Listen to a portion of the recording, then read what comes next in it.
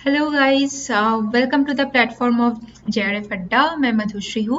और जैसे कि पिछले 4 दिन से हम लोग पढ़ते हुए जा रहे हैं different part of community nutrition and it's related topic. तो आज जो हम लोग पढ़ेंगे वो है प्रेगनेंसी लैक्टेशन। पूरा नहीं पढ़ेंगे, जो इम्पॉर्टेंट पार्ट है। लाइक प्रेगनेंसी लैक्टेशन में आरडीए हमेशा आपको क्वेश्चन में 1 to 2 years छोड़ के आपको मिलेगा कि प्रेगनेंसी लैक्टेशन से स्पेसिफिकली आरडीए आपको पूछा जाता है, रिकमेंडेड डाइटरी अलाउंसेस। तो जो 2020 वाला आरडीए है उसके बारे में हम लोग आज पढ़ेंगे। उसके साथ साथ कुछ वन लाइनर है प्रेगनेंसी मतलब gestational period and lactational period related, उसको हम लोग पढ़ेंगे। उसके साथ साथ इम्यूनाइजेशन पैटर्न क्या है एक न्यूबॉर्न का, इवन एक इन्फेंट का, ठीक है। उसके और इसके साथ साथ आप लोग जानते हो कि 2023 को एफएओ और यूएन ने इंटरनेशनल मिलेट ईयर के रूप में घोषित किया है ना। और सबसे ज़्यादा इंडिया में डिफरेंट वैरायटीज़ के मिलेट उगता है, उसका कल्टीवेशन और प्रोडक्शन होता है। तो ये इस एग्ज़ाम के लिए बहुत इम्पॉर्टेंट है।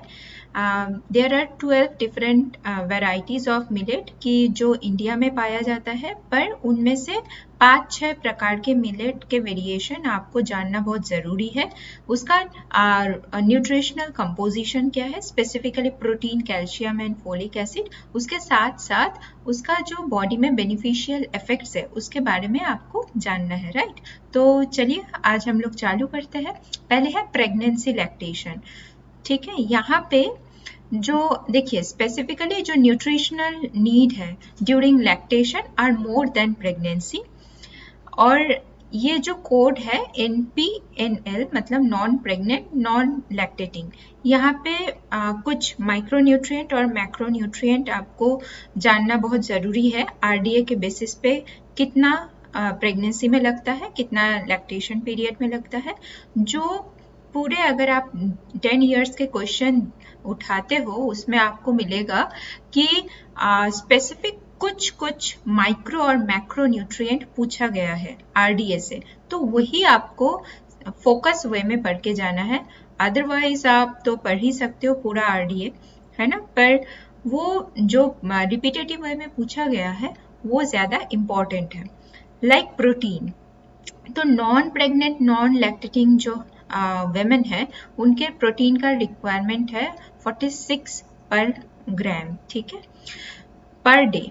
और जो प्रेग्नेंट है प्रेग्नेंट वेमेन का सेकेंड ट्राइमिस्टर में रिक्वायरमेंट है 9.5 ग्राम पर डे। थर्ड ट्राइमिस्टर में है 22 ग्राम पर डे, मतलब ये एक्स्ट्रा है। 46 प्लस 9.5 होगा, 46 प्लस 22 ग्राम पर डे होगा। अब लैक्टेटिंग और फर्स्ट ट्राइमिस्टर कौन से महीना से होता है, जो फर्स्ट ट्राइमिस्टर है वो है 1 to 3 months, सेकेंड ट्राइमिस्टर है 4 to 6 month, और जो थर्ड ट्राइमिस्टर है वो है 7 to 9 month। मतलब 4 to 6 month में एक्स्ट्रा 9.5 ग्राम पर डे प्रेग्नेंट वेमेन को चाहिए। थर्ड ट्राइमिस्टर मतलब 7 to 9 मंथ में एक्स्ट्रा 22 ग्राम पर डे चाहिए। और लैक्टेटिंग फेज में जो लैक्टेटिंग वेमेन है उनको जो फर्स्ट 6 मंथ तक लैक्टेशनल फेज तक फर्स्ट 6 मंथ प्लस 17 ग्राम एक्स्ट्रा चाहिए पर डे, और 7 to 12 मंथ तक प्लस 13 ग्राम पर डे एक्स्ट्रा चाहिए प्रोटीन, ठीक है। और यहाँ पे आप लोग देख लीजिएगा, इसको मुझे दोहराने की ज़रूरत नहीं है। कैल्शियम इम्पॉर्टेंट है, ठीक है, आयरन इम्पॉर्टेंट है, फोलिक एसिड इम्पॉर्टेंट है, विटामिन ए इम्पॉर्टेंट है। अगर आप प्रीवियस ईयर क्वेश्चन देखते हो तो ये सब आपको मिलेगा, मैचिंग में आया होगा या नॉर्मल पूछा गया होगा क्वेश्चन में, ठीक है। और आयोडीन भी इम्पॉर्टेंट है। ये आप एक बार फिर से, मुझे पता ही है आप लोगों ने आरडीए ऑलरेडी तैयार करके रखे हो, पर फिर से एक बार ये जितने भी माइक्रो और मैक्रो न्यूट्रिएंट्स हैं ये आप देख लीजिएगा। Now coming back to the point. अब छोटा छोटा वन लाइनर है जो प्रेगनेंसी और लैक्टेशन में बहुत इंपॉर्टेंट है, वो आपको जानना ज़रूरी है। तो फर्स्ट है कि total iron requirement during entire pregnancy is 864 milligram. ठीक है, बहुत इंपॉर्टेंट है टोटल रिक्वायरमेंट ऑफ आयरन। पर जो आयरन का ट्रांसफर है फ्रॉम मदर टू बेबी वो कितना है 240 मिलीग्राम।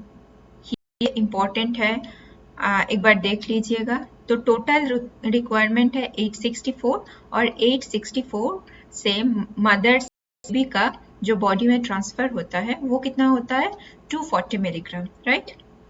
नाउ अगर मैं NFHS डेटा की बात बोलूं तो NFHS 5 डेटा क्या बोलता है, मतलब अगर हम लोग उठाते हैं NFHS 5 डेटा, उसमें क्या देखने के लिए मिलता है, जो 15 to 49 ईयर्स एज ग्रुप के प्रेग्नेंट वेमेन हैं और उसका जो परसेंटेज है एनीमिया का वो कितना है, वो है 52.2%। ठीक है, अब ग्लोबल टारगेट आप लोगों ने सुना है, WHO का कुछ ग्लोबल टारगेट्स हैं। ठीक है,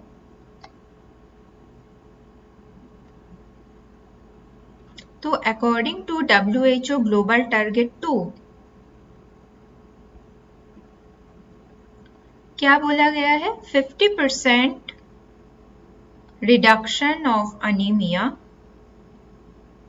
in women in reproductive age group within 2025 तक। ठीक है, 50% reduction women reproductive age group में चाहिए। किसका रिडक्शन, एनीमिया का 50% reduction of anaemia in women in reproductive age group within 2025। ठीक है, ये है WHO का ग्लोबल टारगेट 2। पर अगर मैं इंडिया के स्थिति के बाद बोलूं तो आप non pregnant, non lactating women, मतलब नॉर्मल वेमेन, एडल्ट वेमेन पे देखते हो या प्रेगनेंसी पीरियड में देखते हो, सभी की स्थिति जो है बहुत खराब है और एनीमिया का जो परसेंटेज है वो मोर देन 50% है। और अगर मैं प्रेगनेंसी के बाद बोलूं वो कितना है 52.2%। इम्पॉर्टेंट है, एक बार देख के जाइएगा। Now coming back to the point of immunisation in India. ठीक है, India's Universal Immunization Program, जिसको बोलते हैं UIP, provide free vaccines against 12 life-threatening diseases। ठीक है, अब कौन से इम्यूनाइजेशन प्रोग्राम इंडिया में रन होता है, वो है mission Indradhanush, MI। Mission Indradhanush was launched by Ministry of Health and Family Welfare on 25th of December 2014 with the aim of expanding immunization coverage to all the children across the India, right? तो mission इंद्रधनुष कब launch हुआ था, 2014 में। कौन से M के साथ कि हर एक बच्चे को इम्यूनाइजेशन मिले, वैक्सीन मिले, एज स्पेसिफिक वैक्सीन हर एक बच्चे को मिले। ठीक है, द इंटेंसिफाइड मिशन ऑफ इंद्रधनुष, जिसको बोलते हैं IMI, intensified mission Indradhanush, reach each and every child less than 2 years of age and all those pregnant women who have been left uncovered under the routine immunization program। तो इसका एक modified version हुआ है जिसको बोलते हैं intensified mission इंद्रधनुष। इसमें क्या है, कौन से एज ग्रुप को टारगेट किया गया है, less than 2 years of age group and pregnant women. ठीक है, जो लेफ्ट ओवर है, अनकवर्ड है रूटीन इम्यूनाइजेशन प्रोग्राम से। ठीक है, अब इसका मॉनिटरिंग कैसे होता है, monitoring specific under a specific initiative जिसको बोलते हैं प्रगति। प्रगति का फुल फॉर्म क्या है, proactive governance and timely implementation.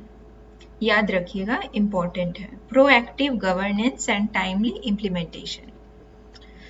अब प्रेगनेंसी, जैसे मैं बोल रही थी, प्रेगनेंसी और लैक्टेशन से थोड़ा सा आपको एक्स्ट्रास पढ़ना ज़रूरी है, एडिशनल पढ़ना ज़रूरी है। आप तो पढ़ के जाइएगा कौन सा बॉडी में चेंज होता है, फिर एरिथ्रोब्लास्टोसिस फीटलिस किसको बोलते हैं, इवन कितना टोटल प्रेगनेंसी में। हाँ, मैं थोड़ा बोल देती हूँ प्रेगनेंसी वेट गेन के बारे में। तो प्रेगनेंसी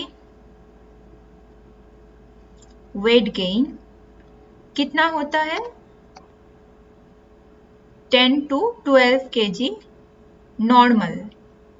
ठीक है, नॉर्मल अगर किसी का बॉडी वेट है कोई प्रेग्नेंट वेमेन का, तो उसको 10 to 12 kg पुट ऑन करना चाहिए ड्यूरिंग जेस्टेशनल पीरियड। अगर अंडर वेट है तो उसको कितना करना चाहिए, 14 to 15 kg। अगर ओवरवेट या ओबीज है तो कितना करना चाहिए, 7 to 9 kg पूरे जेस्टेशनल पीरियड में। इंपॉर्टेंट है, याद रखिएगा। नाउ मैटरनल ओबिसिटी, अब दोज आर वन लाइनर्स। ठीक है, आपको जो क्वेश्चंस आते हैं, अगर आप देखिएगा प्रीवियस ईयर भी क्वेश्चन आया था कि ब्रेस्ट मिल्क का क्वांटिटी इवन क्वालिटी को लेके, अगर अंडरवेट प्रेग्नेंट वेमेन है उसका कैसे इफेक्ट पड़ता है, क्वालिटी में या क्वांटिटी में। तो ये थोड़ा एक्स्ट्रा है प्रेगनेंसी से लेके, आप इसको देख लीजिएगा। फर्स्ट जो है maternal obesity increases the risk for congenital malformation, especially the neural tube defects।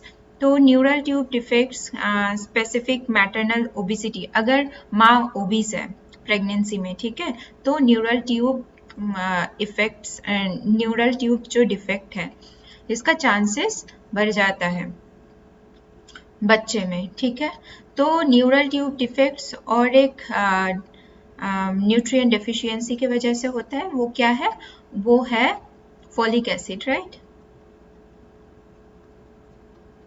Neural tube defects, इसको स्पाइना बाइफिडा भी बोलते हैं, और फोलिक एसिड डेफिशिएंसी की वजह से मेगालोब्लास्टिक एनीमिया भी होते हैं। Now a baby double birth weight by 5 months and triple birth weight by 1 year। तो बच्चे के जन्म के बाद 5 मंथ्स तक बच्चे का वेट डबल होता है, और ट्रिपल कब तक हो जाता है, 1 ईयर तक। Now what is pica? Pica क्या है, प्रेगनेंसी पीरियड पे या जेस्टेशनल पीरियड पे अगर माँ non food items like ash, ice cube, clay, even chalk, slate, फिर मिट्टी, ये सब अगर खाना चालू कर देते हैं, सॉइल से, तो वो पाइका का चांसेस उस माँ में बढ़ जाता है। और पाइका का डायरेक्ट और इनडायरेक्ट आउटकम क्या है, एनीमिया, ध्यान रखिएगा। फिर अब देखिए कॉन्स्टिपेशन का चांसेस, और बहुत सारे केसेस भी देखा जाता है प्रेगनेंसी फेज में, उसका रीजन क्या है वो जानना जरूरी है। क्यों है, enlarging uterus plus placental hormone plus physical inactivity. ठीक है, puts pressure on the lower portion of intestine and it causes the constipation। Now what is premigravida? Premigravida क्या है, women getting pregnant for the first time। अगर कोई महिला first time pregnant हो रहा है, उस टर्मिनोलॉजी को बोलते हैं प्रीमिग्रेविड। ठीक है, now pregnancy is optimal when the mother is biologically mature। तो biologically mature mother किसको बोलते हैं, ठीक है, biologically mature mother किसको बोलते हैं, young women who is at least 5 years post menarche, उसको बोलते हैं, मतलब जिसका पीरियड्स या मेंस्ट्रुअल साइकिल चालू हुआ है वैसे women, और उनका एटलीस्ट 5 इयर्स मेंस्ट्रुअल साइकिल चल रहा है या हो गया है, 5 इयर्स कंप्लीट हो गया है मेंस्ट्रुएशन, वो बायोलॉजिकली मैच्योर है टू गेट प्रेग्नेंट। ठीक है, या to conceive. Now too early pregnancy मतलब टीनेजर द लेट प्रेगनेंसी मतलब ग्रेटर देन 35 years old, या too close less than 2 years between pregnancy, or too many babies greater than 4 babies are not safe. तो ये है criteria pregnancy का, ठीक है, कि टू अर्ली, जैसे मान लीजिए 14, 15 ईयर्स, इवन 16 ईयर्स, वो भी एट रिस्क जोन में आएगा. फिर too late pregnancy greater than 35 years. अभी तो बहुत सारे टेक्नोलॉजी इम्प्रूव हो गया है, लोग IVF कर रहे हैं, सर्गोरेसी कर रहे हैं, तो ये सारे उपाय है. पर बहुत लेट प्रेगनेंसी भी हार्मोनल इम्बैलेंस के वजह से डिफरेंट बॉडी में इश्यूज हो जाता है, तो कंसीव करना मुश्किल हो जाता है माँ के लिए. फिर टू क्लोज मतलब बर्थ स्पेसिंग कितना होना चाहिए एक बच्चे से दूसरा बच्चे तक, 3 इयर्स होना चाहिए, राइट. तो 3 इयर्स अगर कम हो, लेस देन 2 इयर्स हो या लेस देन 3 इयर्स हो,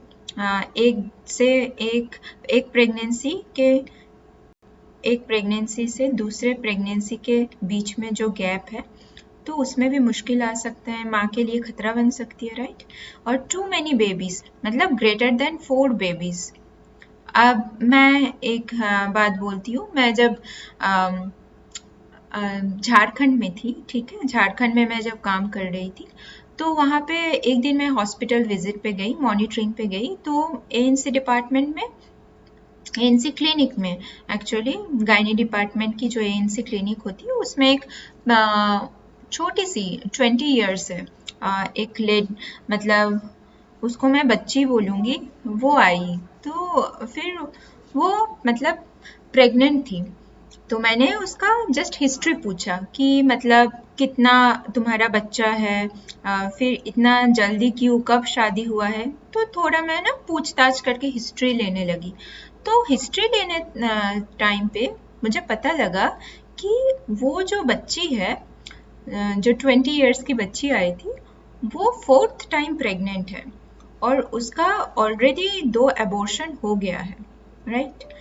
तो डिफरेंट सिचुएशन देखने के लिए मिलता है अगर आप थोड़ा सा एक्सप्लोर करते हो. तो ये तो मैं एक्सक्लूसिव केसेस बोल रही हूँ, ऐसे बहुत सारे केसेस मिलेगा रूरल एरिया में, ट्राइबल, इवन अर्बन में भी मिलता है. तो अवेयरनेस बहुत ज़रूरी है ना. नाउ जो लास्ट पॉइंट है वो है human breast milk is not good source of, अब मैं लैक्टेशन में आ रही हूँ, iron, but it is rich in vitamin C, whereas cow milk does not contain vitamin C. बहुत इंपॉर्टेंट है, ये प्रीवियस ईयर क्वेश्चन में भी आया है कि human breast milk is not a good source of iron but it is rich in vitamin C, whereas the cow milk doesn't contain vitamin C. ठीक है.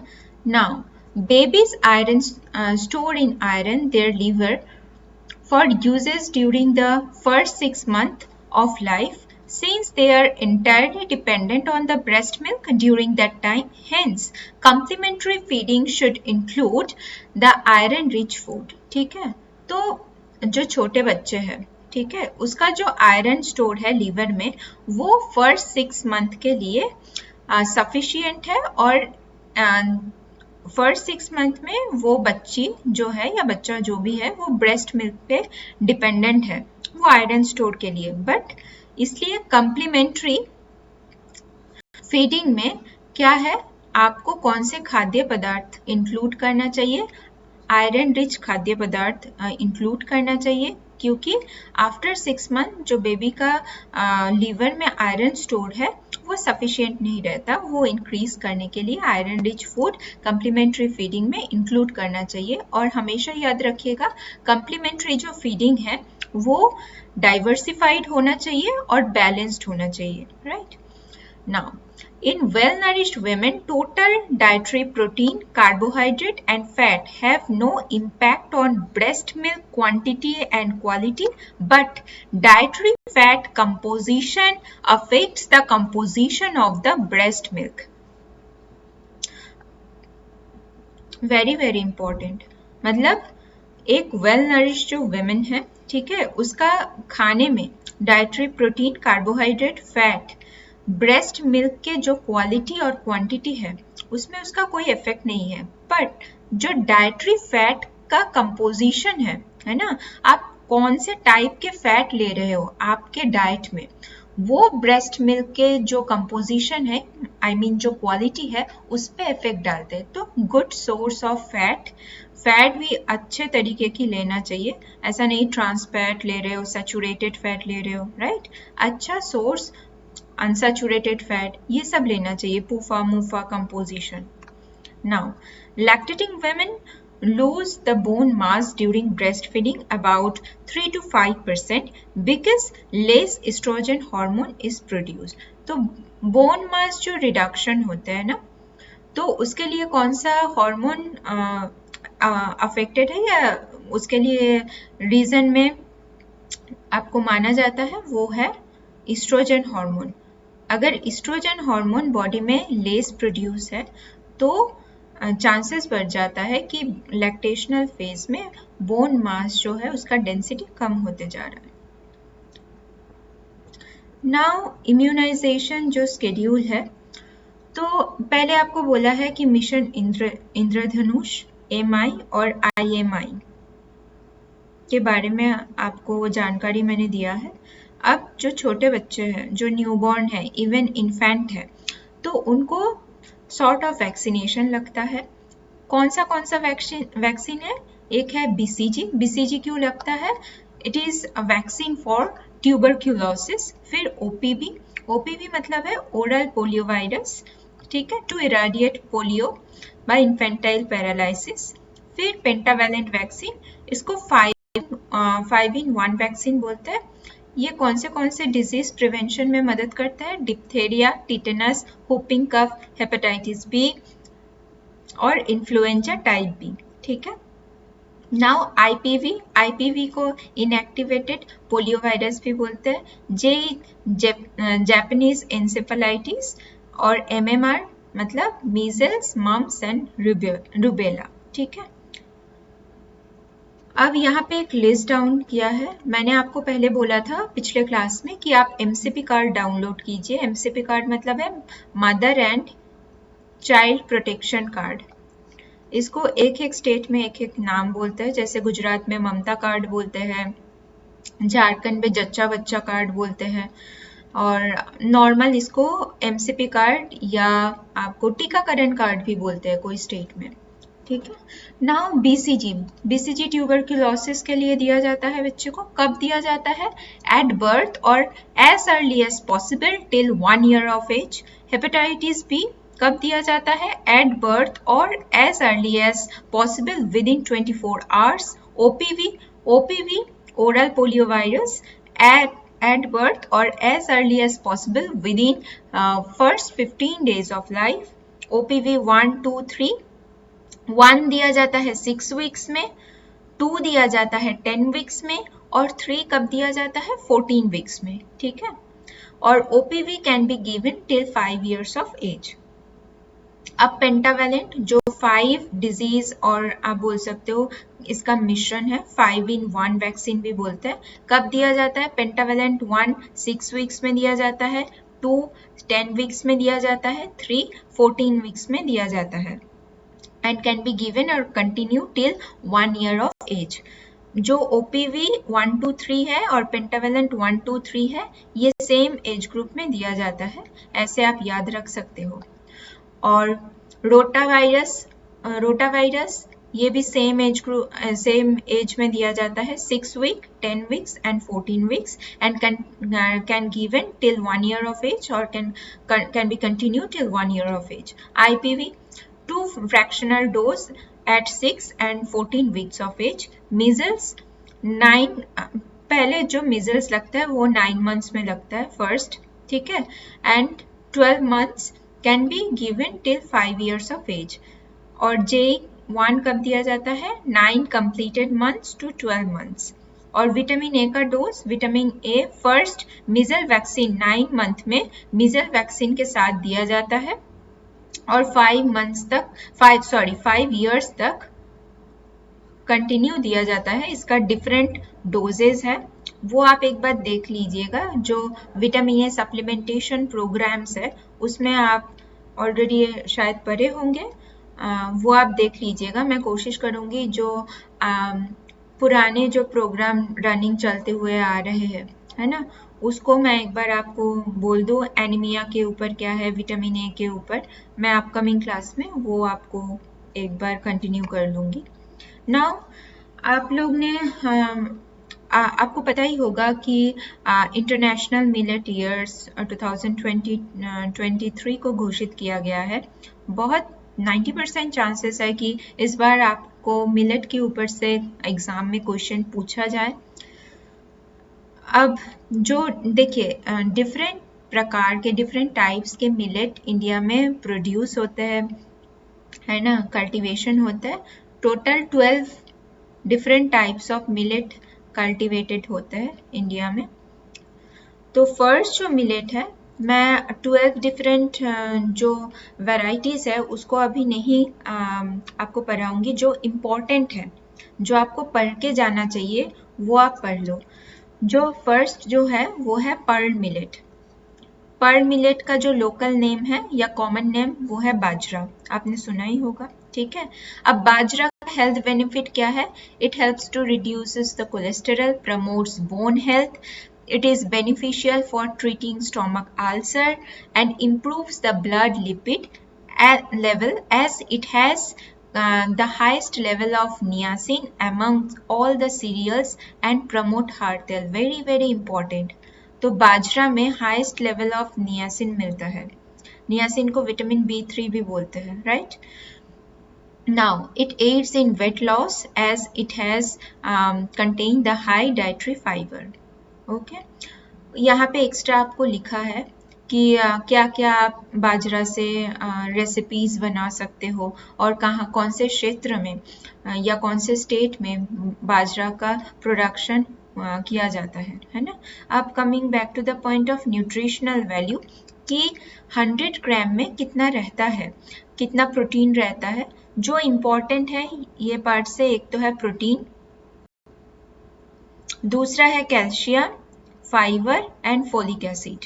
ये 4 कंपोनेंट बहुत इंपॉर्टेंट है। तो बाजरा में कितना प्रोटीन रहता है? 100 ग्राम में 10.9 ग्राम, कैल्शियम 27.4 ग्राम, 27.4 मिलीग्राम, फाइबर कितना रहता है? 6.4 milligram and folic acid 36.1 microgram.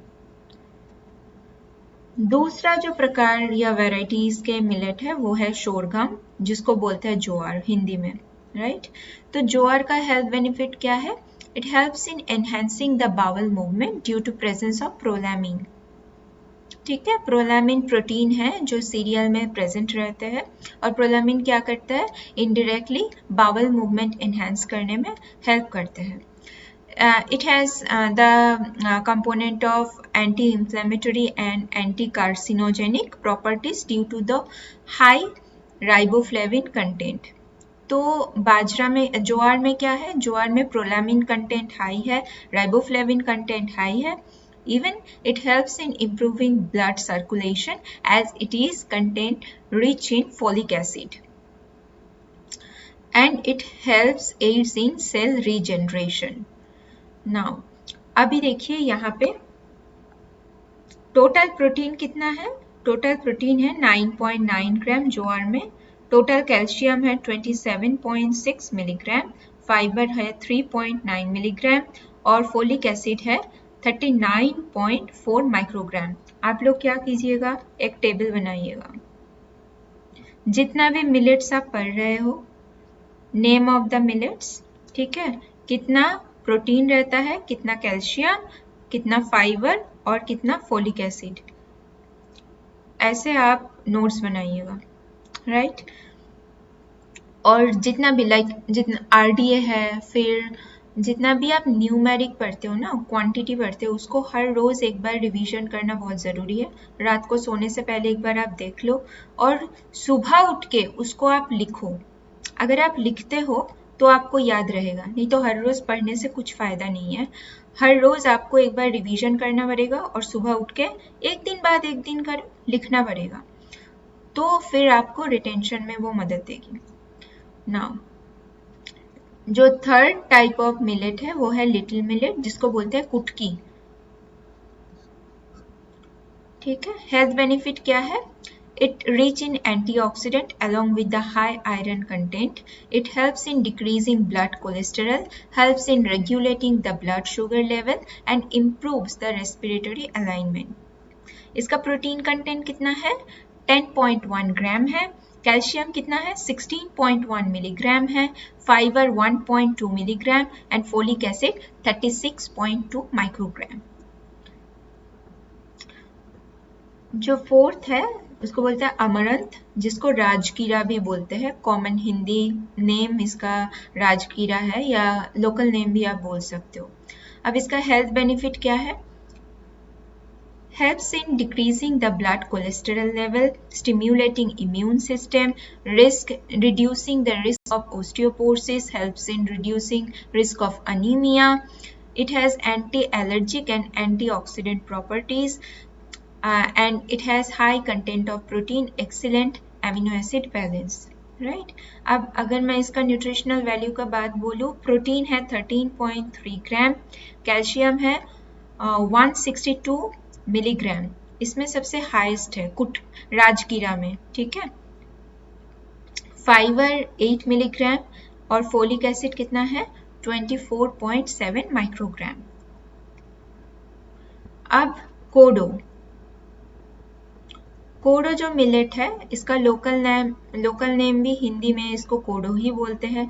और हेल्थ बेनिफिट्स क्या है? It contains high dietary fibre, prevents constipation, it strengthen the nervous system as it contains lecithin, ठीक है। लेसिथिन कहाँ पे मिलता है, कौन से फूड प्रोडक्ट में, आप मुझे कमेंट सेक्शन में बताइएगा। फिर it helps in blood sugar, it helps in control the blood sugar as it has high niacin content। तो देखिए जो बाजरा है और जो कोडो है उसमें नियासिन ज्यादा रहता है, ठीक है, और जो ज्वार है उसमें राइबोफ्लेविन कंटेंट ज्यादा रहता है। फिर it beneficial for post menopausal women suffering from any metabolic diseases, right. Now इसका जो प्रोटीन कंटेंट है कितना है 8.9 ग्राम पर 100 ग्राम, कैल्शियम कितना है 15.3 milligram, fibre 0.3 milligram, folic acid 39.5 microgram.